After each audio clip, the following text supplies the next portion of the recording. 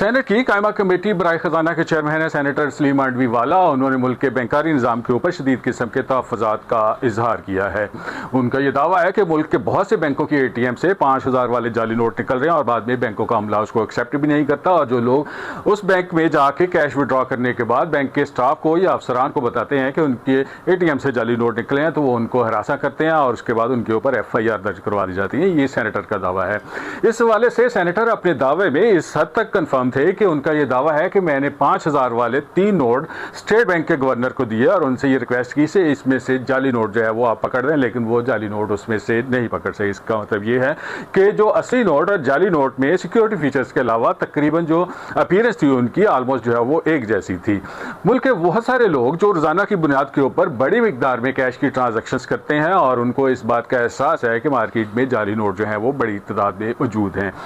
जाली नोट बैंकों की ATM से निकलने का वाज़ेह तौर पे 2 बड़े इशूज़ हो सकते हैं। पहला तो ये है कि उसमें बैंकों का अमला मुलव्वस है, वो खुद जो है वो जाली नोट लेके बैंकों में आ रहा है, या उनके कुछ जानने वाले कैश जब जमा करवाने आते हैं तो वो उस वक्त जो है वो उसमें जाली नोट ऐड कर देते हैं जिसको डिटेक्ट नहीं किया जाता, डेलिब्रेटली नहीं किया जाता। और दूसरी वजह इसमें यह हो सकती है कि जो बैंकों में जाली नोट की या नोट की काउंटिंग के हवाले से, नोट की स्कैनिंग के हवाले से जो मशीनें नस्ब की जाती हैं, जो डिटेक्टिंग करती हैं, उस मशीनों में या तो फॉल्ट है या वो मशीनें बैंकों में मौजूद नहीं है, जिसकी वजह से अमला जो जब वो कैश काउंट कर रहा होता है तो वो जाली नोट डिटेक्ट नहीं कर पाता क्योंकि उनकी तरबियत जो है उस लेवल की नहीं हो सकती।